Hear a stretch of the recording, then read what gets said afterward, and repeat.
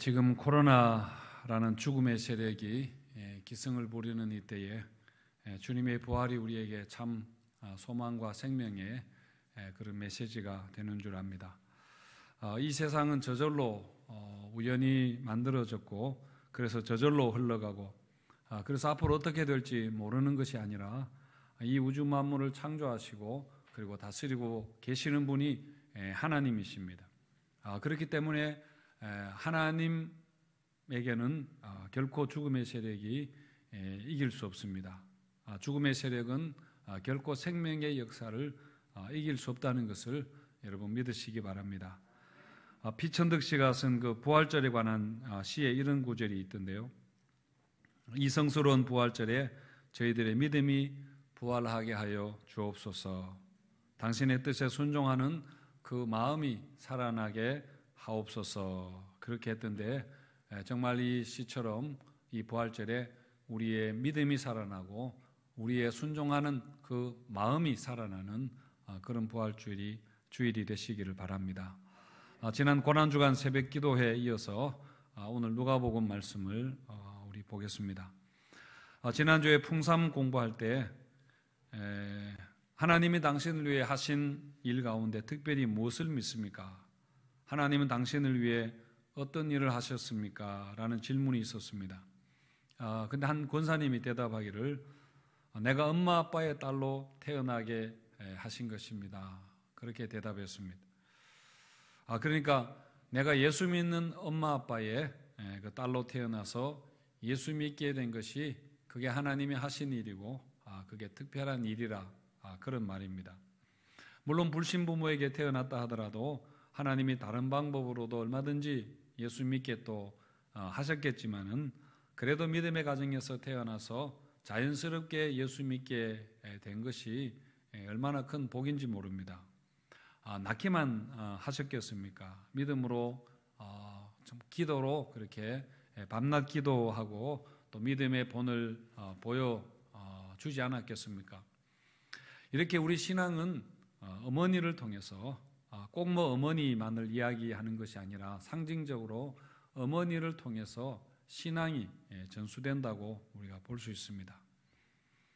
하나님이 우리 위해 하신 일 중에 가장 특별한 것이 있다면 그것은 바로 예수님을 죽음에서 일으키신 일입니다.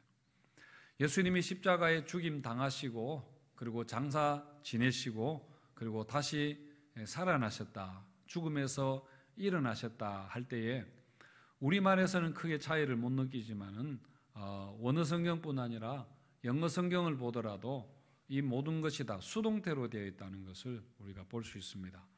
수동태라는 말은 모두 하나님이 하신 일이라는 것이 강조가 되는 그런 의미가 있습니다. 성경에는 이런 수동태의 표현이 많이 들어 있습니다. 주기도문을 보더라도 이름이 거룩히 여김을 받으시고 나라가 임하시고 그리고 또 뜻이 이루어지고 하는 것이 다 수동태의 표현들이거든요. 그러니까 행동의 주체는 하나님이신데 하나님을 굳이 거명하지 않고 하나님 이름을 이야기하지 않고 하나님 하신 일을 말하기 위해서 이런 수동태를 사용하는데 이걸 신적인 수동태다 그렇게 말합니다. 그러니까 하나님의 이름을 언급하지 않으면서 오히려 더 하나님 하신 일이라는 것을 강조하는, 하나님 하신 일을 굉장히 오묘하고 신비롭게 하는 그런 방법 중에 한 가지이죠.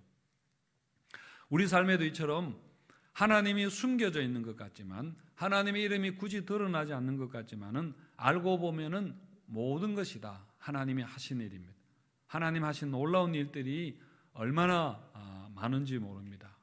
그래서 여러분 우리에게는 소망이 있는 것입니다. 하나님이 주어가 되시면은 하나님이 주어가 되시는 그 문장에는 결코 여러분 실패하는 일이 없기 때문입니다. 예수님의 부활이 바로 하나님이 하신 놀라운 일입니다.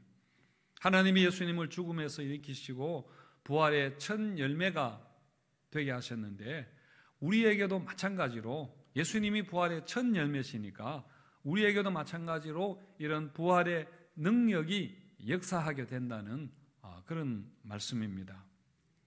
오늘 본문의 말씀은 2000년 전에 하나님이 하셨던 이 놀라운 일을 처음으로 목격했던, 그리고 그것을 처음으로 증언했던 사람들의 이야기입니다.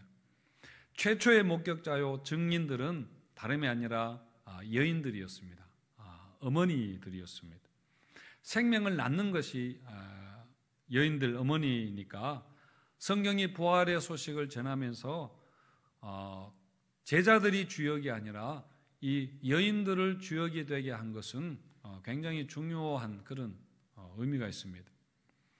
안식 후 첫날이 되었는데 그 첫날 새벽에 여인들이 예수님의 시체에 향유를 바르려고 무덤을 찾아갔습니다. 이 여인들은 갈릴리에서부터 예수님을 열심히 따라다녔던 사람들, 갈릴리에서부터 지금 예루살렘까지 예수님을 따라온 사람들입니다.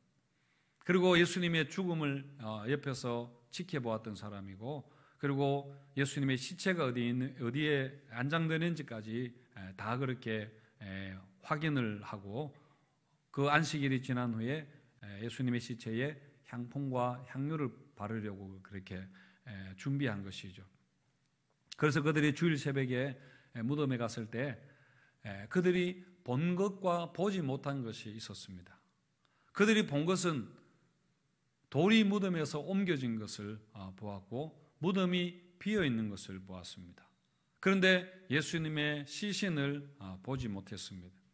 그러니까 그들이 틀림없이 보리라고 기대했던 것은 보지 못하고 전혀 예상하지 못했던 것을, 빈 무덤을 그렇게 본 것이죠. 그래서 그들은 그것을 보고 굉장히 당황해하고 무엇보다 근심하고 있었다, 그렇게 했는데, 그때 문득 두 천사가 나타나서 여인들을 꾸짖는 터로 그렇게 말했습니다. 5절과 6절에 보시면은 어찌하여 살아있는 자를 죽은 자 가운데서 찾느냐, 여기 계시지 않고 살아나셨느니라. 그렇게 말하면서 갈릴리에 계실 때에 너희에게 예수님이 어떻게 말씀하셨는가를 기억하라, 그렇게 하셨습니다. 갈릴리에 계실 때에 예수님이 뭐라고 말씀을 하셨는가 하면은 7절에 있는 것처럼 이르시기를 인자가 죄인의 손에 넘겨져 십자가에 못 박히고 제3일에 다시 살아나야 하리라 하셨느니라. 이게 뭐 어떤 면에서 복음의 그 초대교회 증인들의 그 선포의 요약입니다만은, 그래서 8절에서 그들이 예수의 말씀을 기억했다, 그리고 그 예수님의 부활을 믿었다 했습니다. 여인들이 천사의 명령에 따라서 이전에 예수님이 하셨던 그 말씀을 기억할 때에 그때 지금 자기들 눈앞에서 일어나고 있는 일이 무슨 일이 일어났는지를 그렇게 깨닫게 된 것입니다.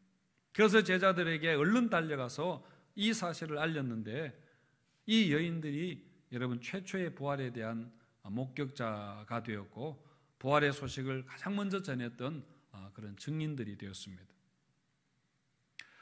이 여인들이 예수님의 부활에 대한 믿음을 가지게 된 것은 세 가지 요소로 구성되어, 그러니까 세 과정을 이렇게 지났다고 그렇게 볼 수 있는데, 한 가지는 바로 빈 무덤입니다. 그리고 천사의 증언이 있었습니다. 그리고 이들이 말씀을 기억하는 그런 일이 있었습니다. 여러분, 빈 무덤은 예수님의 부활에 대한 객관적인 그런 증거 중에 한 가지입니다.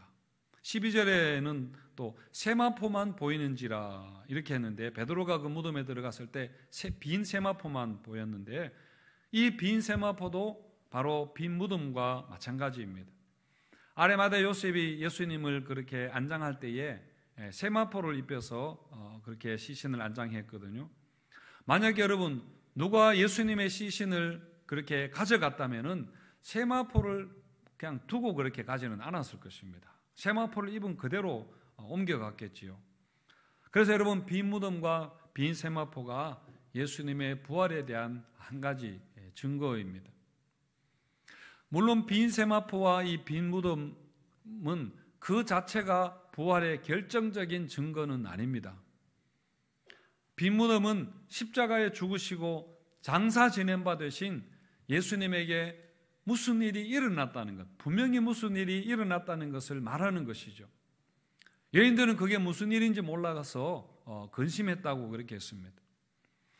빈 무덤만으로는 예수님에게 무슨 일이 일어났는지에 대해서 다 설명하지를 못합니다. 그럼에도 불구하고 여러분 빈 무덤은 굉장히 중요합니다. 왜냐하면은 만약 빈 무덤이 없다면은 예수님의 부활이 주관적인 예수님의 그 부활을 전하는 자들의 주관적인 체험으로 간주될 가능성이 높기 때문입니다. 기독교 신앙이 주관적인 체험에만 의존할 수 없는 것이 여러분 주관적인 체험에는 항상 오류가 있을 수 있기 때문이죠. 내가 하나님의 음성을 들었다고 이야기하고 내가 무엇을 보았다고 하고 내가 뭐 꿈을 꾸었다 그렇게 할 때에 여러분 다른 사람이 그게 사실인지 어떻게 알 수 있겠습니까? 본인이 느끼고 본인이 생각하는 것을 다른 사람이 사실은 알 길이 없는 것이죠. 여인들이 부활의 사실을 깨닫고 제자들에게 가서 이 사실을 알렸을 때에 제자들은 여인들의 그 증언이 허탄한 듯 들려서 믿지 않았다 그렇게 했습니다. 그러니까 이 여인들이 헛것을 보고 헛소리를 한다는 것이죠. 더 정확하게는 실성했다 그런 의미입니다.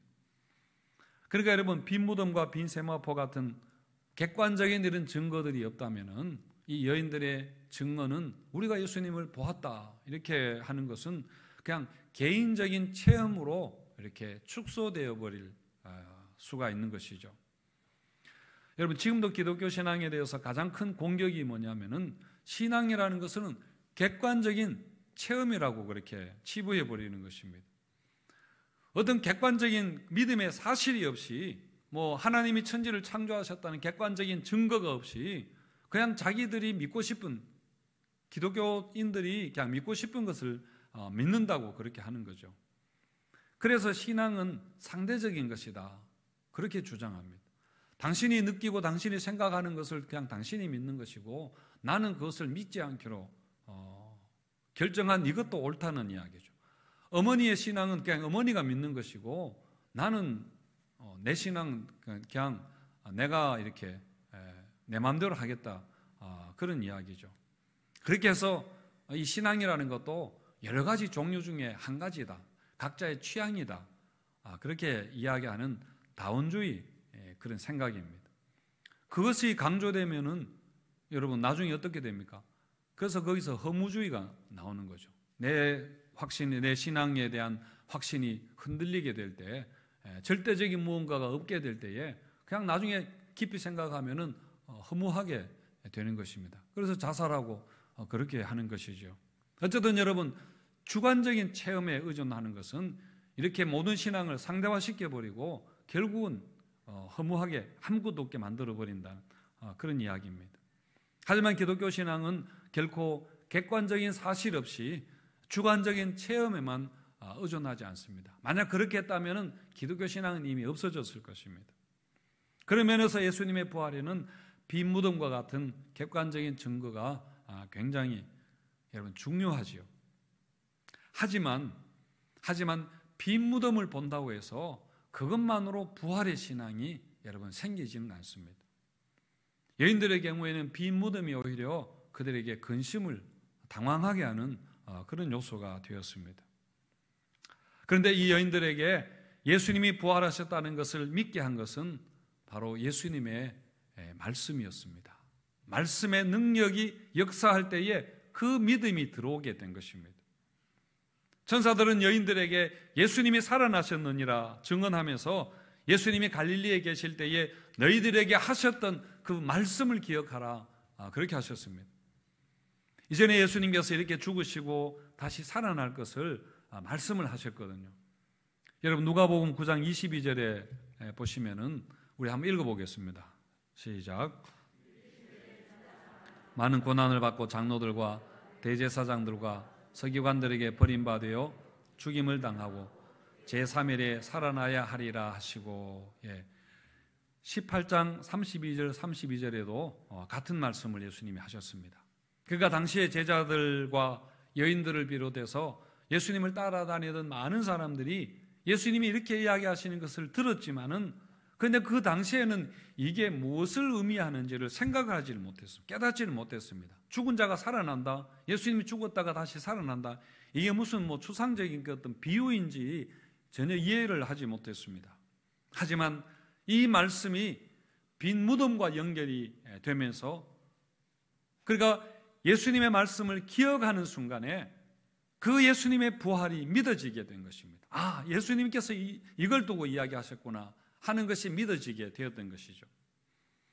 엠마오로 가던 두 제자가 예수님의 부활을 믿게 된 것도 마찬가지로 성경 말씀을 깨달았을 때, 성경 말씀을 읽었을 때 말씀의 능력이 역사해서 그들에게 그 믿음이 생기게 되었습니다. 그 엠마오로 가는 두 제자가 길에서 예수님을 만나서 예수님의 성경을 풀어주실 때에 그들의 눈이 열려서 그 예수님, 부활하신 예수님을 보게 되었잖아요. 24장 30절에서 32절에 보면은 이렇게 되어 있는데, 그들과 함께 음식 잡수실 때에 떡을 가지사 축사하시고 떼어 그들에게 주시니, 성찬식을 예수님이 하신 것입니다. 성찬식도 어떤 면에서 말씀이니까요. 그러니까 손으로 만지는 말씀이라 그렇게 하잖아요. 그들의 눈이 밝아져 그인 줄 알아보더니 예수는 그들에게 보이지 아니하시는지라. 그들이 서로 말하되 길에서 우리에게 말씀하시고 우리에게 성경을 풀어주실 때에 우리 속에서 마음이 뜨겁지 아니하더냐, 불타지 아니하더냐, 그렇게 했습니다. 여러분, 이렇게 우리가 성경 말씀을 기억하는 것이, 성경 말씀이 이렇게 중요합니다. 마치 전기 스위치를 넣으면 전구에 불이 들어와서 캄캄한 방 안이 환하게 되는 것처럼, 여러분, 성경 말씀은 바로 십자가와 부활의 사건에 빛이 들어오게 하는 그런 전기 스위치와 같은 것입니다. 우리가 말씀을 기억할 때에 그 말씀의 능력이 우리 안에서 역사하면은 여러분, 근심이, 의심이 확신으로 그렇게 변하게 되는 것이죠. 천사는 여인들에게 예수님이 부활하셨다 그렇게 하면서 바로 여기 계시니라 그렇게 하신 것이 아니라 여기에 계시지 않느니라 그렇게 하셨는데요. 그런데 대신에 거기에다가 무엇을 넣었는가 하면은 말씀을 기억하라, 말씀을 기억하라 그렇게 했습니다. 요한복음을 보면은 이 부분에서 누가복음과 조금 다르게 기록했습니다. 요한복음에는 마리아가 빈 무덤을 보고 천사의 음성을 듣고 또 이 말씀을 기억하라는 것을 들었겠죠. 그래서 부활의 신앙을 가졌을 텐데, 그리고 돌아서는 순간에 그 부활하신 예수님을 만났다고 그렇게 기록을 했는데, 누가복음에는 그 부분은 빼버렸습니다. 그리고 예수님을 만난 것 대신에 무엇을 강조했는가 하면은 말씀을 넣었습니다. 그래서 말씀을 기억했다는 것을 넣어서 똑같은 효과를 그렇게 이렇게 내고 있습니다. 요한복음에서는 말씀이 육신이 되어 우리 가운데 거하신다 그렇게 했는데, 누가복음에는 그 육신이 다시 말씀이 되어서 우리와 함께 하신다 그렇게 합니다. 여러분, 누가가 이렇게 부활신앙에 말씀이 결정적이라고 본 것은 후대에 우리 같은 크리스찬들을 위해서 이것은 너무나 여러분 중요한 것입니다. 우리 같은 사람들은 어차피 부활하신 예수님을 육신적으로는 그렇게 만나지 못하고 말씀으로만 우리가 그 예수님 부활을 믿어야 하는 사람들이잖아요. 그런 면에서 이 여인들이 부활하신 예수님을 직접 눈으로 보기 전에 말씀을 기억하고 부활신앙을 가졌다는 것이 여러분 우리에게는 훨씬 더 부활에 대한 큰 중요한 본보기가 되는 것입니다. 그런 점에서 예수님이 도마에게 너는 나를 본고로 믿느냐, 보지 못하고 믿는 자들은 복되다 그렇게 말씀을 하셨습니다. 이 누가가 사도행전까지 기록한 사람인데, 사도행전까지 기록한 누가가 아무래도 성경에 대해서 이렇게 관심이 있으니까 이런 걸 염두에 두고 아마 이렇게 말씀을 기록한 것 같습니다. 여러분, 우리는 초대교회 당시의 사람들처럼 부활하신 예수님을 육신적으로는 만날 수 없습니다. 하지만 부활하신 예수님을 육신적으로 보지 못하지만 우리가 성경 말씀을 통해서 부활을 믿는다는 게 여러분 이게 얼마나 큰 복인지 모릅니다. 베드로전서 말씀에 보면은 베드로가 이야기하기로 예수를 너희가 보지 못하였으나 사랑하는도다 이제도 보지 못하나 믿고 말할 수 없는 영광스러운 즐거움으로 기뻐한다. 그렇게 칭찬을 했습니다. 베드로 자신은 부활하신 예수님을 직접 만났던 사람이죠. 하지만 베드로 전설을 읽는 그 교회 성도들은 그 부활하신 예수님을 직접 만나지는 못하고 베드로가 만났다고 증언하는 것을 듣고 그러면서도 그 부활신앙을 가지고 기쁘게 신앙생활하는 게 너무 훌륭하다고 지금 칭찬하는 것입니다. 여러분, 이처럼 부활신앙은 우리를 변화시킵니다. 그리고 어떠한 고난도 이기게 하는, 오히려 고난 가운데서도 기뻐하게 하는 그런 힘이 되는 것입니다. 예수님이 십자가에서 죽으셨는데 그 십자가의 능력은 악의 세력에 대한 주님의 승리를 의미하는 것이고, 여러분, 그 예수님이 흘리신 보혈의 능력은 우리의 억만가지 죄악에서 죄를 씻으신 그 구원의 능력을 말하는 것입니다. 그리고 또 부활의 능력은 모든 사망 권세를 이기게 하는 그런 우리에게 소망을 주는 그런 능력입니다. 마가복음에서 부활하신 예수님이 승천하시면서 제자들에게 약속하신 것이 있습니다. 마가복음 16장 17절 18절 말씀에서 이렇게 이야기하셨는데, 믿는 자들에게는, 그러니까 제자들, 교회에게는 이런 표적이 따르리니 곧 그들이 내 이름으로 귀신을 쫓아내며 새 방언을 말하며 뱀을 집어올리며 무슨 독을 마실지라도 해를 받지 아니하며 병든 사람에게 손을 얹은즉 나으리라 하시더라. 그렇게 하셨습니다. 여러분, 초대교회가 바로 이런 부활의 능력이 역사했던 그런 교회였습니다. 여러분, 우리가 예수님의 그 부활을 정말 믿는다면은 우리가 이 부활 신앙으로 여러분 살아가게 되시기를 바랍니다. 모든 죽음의 권세는 부활하신 주님 앞에서 반드시 패하게 된다는 것입니다. 이 세상을 지배하는 악의 세력에 대항할 수 있는 우리의 유일한 무기는 여러분 부활 신앙입니다. 우리 성도님들 개인의 삶에도 여러 가지 어려움이 있으리라 그렇게 믿습니다. 육신의 건강 문제나 또 자녀 문제나 가정의 문제, 사업의 문제, 여러 가지 많은 수많은 문제들이 있지만은 우리가 이 부활의 신앙을 가진다면은 여러분 이런 문제들을 이기는 그런 힘이 되는 줄을 여러분 믿으시기를 바랍니다. 우리 교회도 마찬가지입니다. 우리 교회도 코로나와 같은 이런 문제들, 또 다양한 세상 풍조와 같은 도전들이 있지만은 우리가 부활의 능력으로 이런 난관을 돌파하고 정말 기어이 사명 감당하는 그런 교회가 되어야겠습니다. 이 부활의 은총이 넘치게 되시기를 주님의 이름으로 축원드립니다.